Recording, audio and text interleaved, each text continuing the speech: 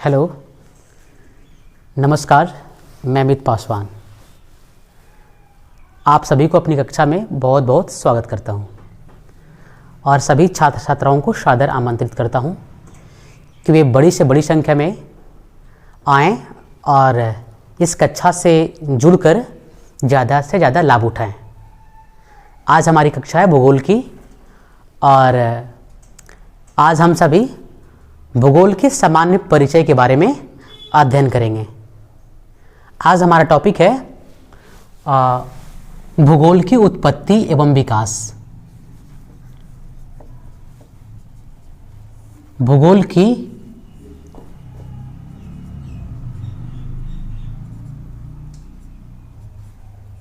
उत्पत्ति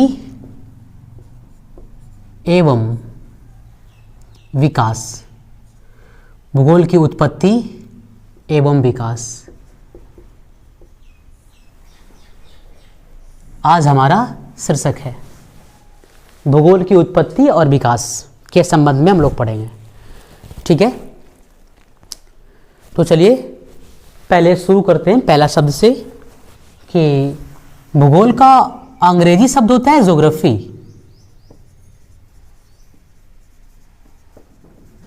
भूगोल का अंग्रेजी शब्द है ज्योग्राफी और ये शब्द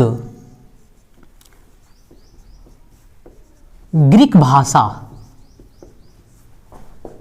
के दो शब्द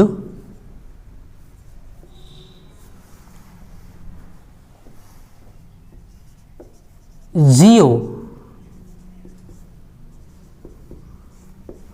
और ग्राफो से मिलकर बना हुआ है।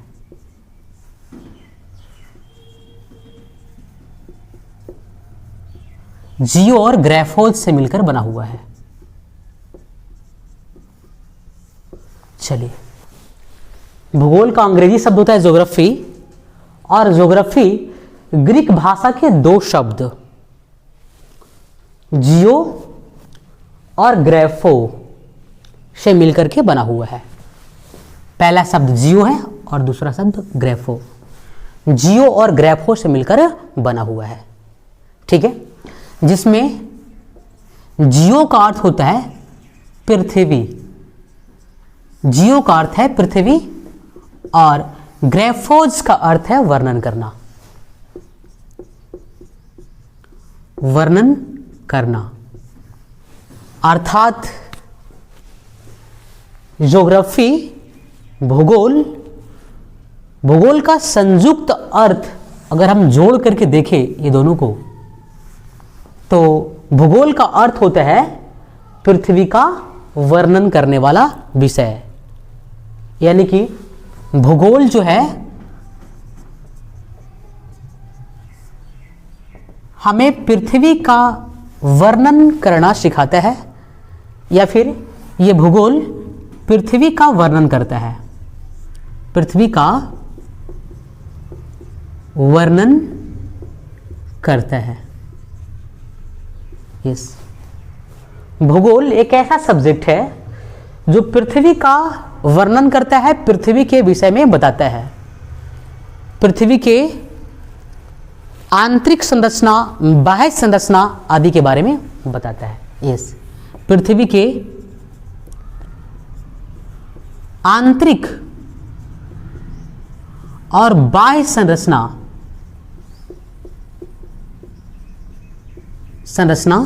आदि के बारे में बताता है। पृथ्वी के आंतरिक और बाह्य संरचना के बारे में बताता है। पृथ्वी पर पाए गए अनेकों प्रकार के जो ऊंचा वृक्ष हैं, स्थलाकृतियां हैं, उनके बारे में भूगोल हमें अध्ययन कराता है। जैसे पहाड़, पठार, समुद्र, मैदान आदि के बारे में ये भूगोल हमें बताता है। यानी कि भूगोल पृथ्वी पर पाए गए विभिन्न स्थलाकृतियों, विभिन्न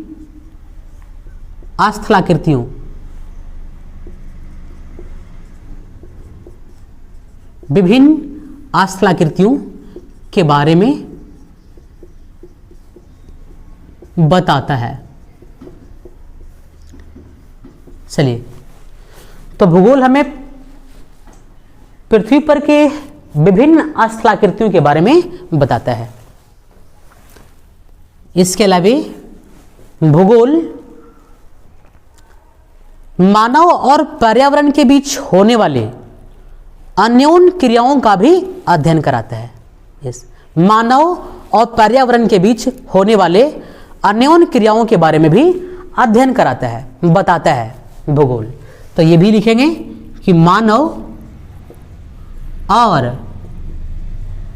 पर्यावरण के बीच होने वाले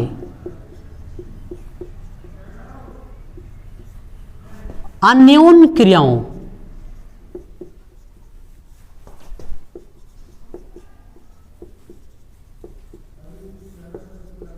का अध्ययन कराता है, अध्ययन भी कराता है। चलिए, तो ये हो गया कि भूगोल कैसा विषय है, ये किसके बारे में बताता है। तो भूगोल पृथ्वी का वर्णन कराता है और भूगोल पृथ्वी के आंतरिक और बाह्य संरचना के बारे में बताता है। भूगोल पृथ्वी पर पाए गए विभिन्न स्थलाकृतियों के बारे में बताता है और भूगोल मानव और पर्यावरण के बीच होने वाले अन्योन्य क्रियाओं का अध्ययन भी कराता है। तो यह है भूगोल का परिचय, भूगोल का सामान्य परिचय। ठीक है, चलिए और आगे हम लोग भूगोल के कुछ भूगोलवेताओं के बारे में देखेंगे। जैसे कि भूगोल शब्द का प्रथम प्रयोग, भूगोल शब्द का प्रथम प्रयोग इरेटोस्थनीज ने किया था। इरेटोस्थनीज ने किया था। इरेटोस्थनीज ने किया था। भूगोल शब्द का प्रथम प्रयोग इरेटोस्थनीज ने किया था और इसीलिए इरेटोस्थनीज को भूगोल का पिता माना गया है। इसीलिए इरेटोस्थनीज को भूगोल का पिता माना गया है। आप ध्यान रखेंगे, भूगोल का पिता। इसीलिए इरेटोस्थनीज को भूगोल का पिता माना गया है। चलिए, लेकिन कुछ विद्वान हिकैटियस को भी भूगोल का जनक मानते हैं। कुछ विद्वान हिकैटियस को भी भूगोल का जनक मानते हैं। हाँ, कुछ विद्वान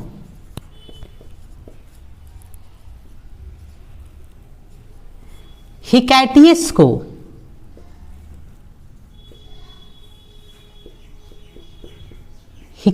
को भी भूगोल का जनक मानते हैं। भूगोल का जनक मानते हैं। हाँ, ध्यान रखिएगा, हिकैटियस को भी कुछ विद्वान जो है वो भूगोल का जनक मानते हैं, क्योंकि हिकैटियस ने स्थल भाग को महासागरों से घिरा हुआ बताया था। सबसे पहले हिकैटियस ने ही सबसे पहले स्थल भाग को महासागरों से घिरा हुआ बताया और 2 महासागरों का ज्ञान दिया। चलिए, तो हिकैटियस ने सबसे पहले स्थल भाग को महासागरों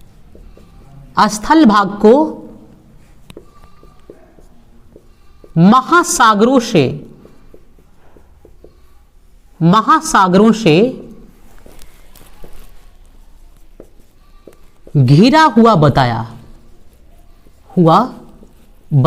बताया और 2 महासागरों का ज्ञान दिया और 2 महासागरों का ज्ञान दिया। चलिए, इसीलिए कुछ विद्वान इनको भूगोल का जनक मानते हैं। ठीक है, हिकैटियस को। चलिए, हिकैटियस को कुछ विद्वान भूगोल का जनक क्यों मानते हैं? क्योंकि हिकैटियस ने सबसे पहले स्थल भाग को महासागरों से घिरा हुआ बताया और 2 महासागरों का ज्ञान दिया। चलिए, तो ये था हिकैटियस। इसके बाद हमें याद रखना है कि आधुनिक भूगोल का जनक अलेक्जेंडर वॉन हम्बोल्ट को माना जाता है। आधुनिक भूगोल का जनक अलेक्जेंडर वॉन हम्बोल्ट को माना जाता है। तो देखिए, आधुनिक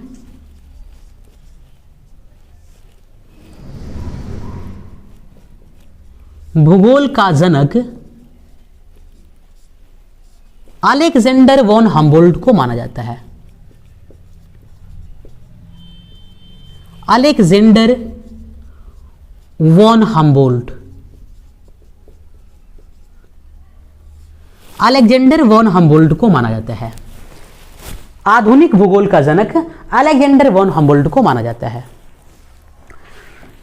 आधुनिक भूगोल का जनक अलेक्जेंडर वॉन हम्बोल्ट को इसलिए माना जाता है चूंकि अलेक्जेंडर वॉन हम्बोल्ट ने आधुनिक भूगोल का वैज्ञानिक और दार्शनिक आधार का विकास किया था। अलेक्जेंडर वॉन हम्बोल्ट ने ही आधुनिक भूगोल का वैज्ञानिक और दार्शनिक आधार का विकास किया था। तो ध्यान रखिएगा कि अलेक्जेंडर ने ही आधुनिक भूगोल का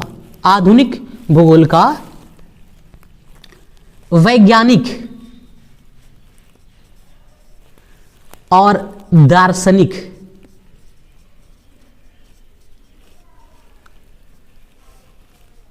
आधारों का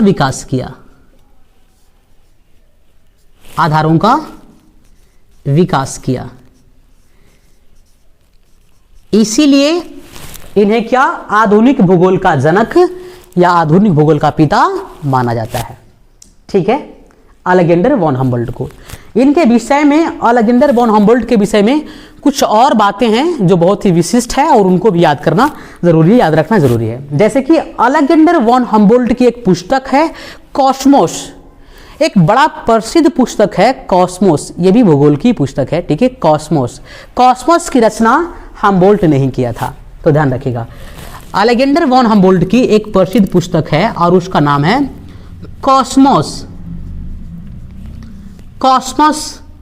ये पुस्तक है, इसकी रचना हम्बोल्ट किए थे। तो आपको कॉस्मोस याद रखना है कि ये किसकी पुस्तक है, हम्बोल्ट की पुस्तक है। और हम्बोल्ट के विषय में एक बात और आपको याद रखना है कि हम्बोल्ट ने ही सबसे पहले मानचित्र पर समताप रेखा को दर्शाया था। सबसे पहले मानचित्र पर समताप रेखा को दर्शाने वाला व्यक्ति हम्बोल्ट ही थे।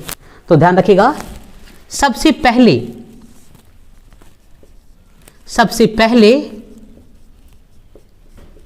समताप रेखा को मानचित्र पर दर्शाने वाला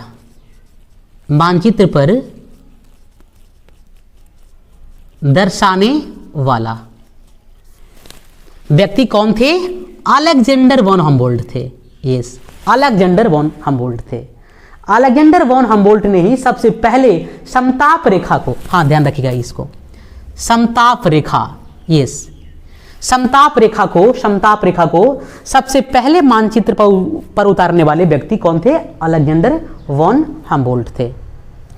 इसके अलावा हमें कुछ अन्य भूगोलवेताओं के बारे में भी ध्यान रखना है, जैसे कि टॉलमी के बारे में याद रखना है। टॉलमी ने भारत को सबसे पहले विश्व के मानचित्र पर दर्शाया था। बहुत ही महत्वपूर्ण बात है कि टॉलमी ने सबसे पहले भारत को विश्व के मानचित्र पर दर्शाया था। टॉलमी ने सबसे पहले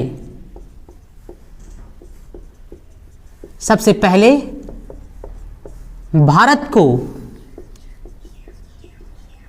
विश्व के मानचित्र पर दर्शाया। चलिए, टॉलमी ने ही सबसे पहले भारत को विश्व के मानचित्र पर दर्शाया था। और टॉलमी की एक पुस्तक है, उसको भी ध्यान में रखना है। टॉलमी की एक पुस्तक है और टॉलमी की जो पुस्तक है उसको बोलते हैं द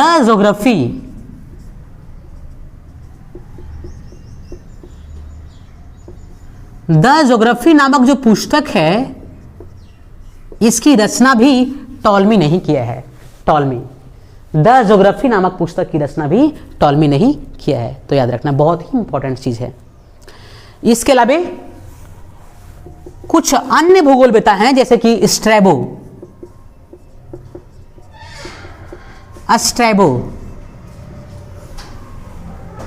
स्ट्रैबो ने एक पुस्तक लिखा है और उसका नाम है ज्योग्राफिका।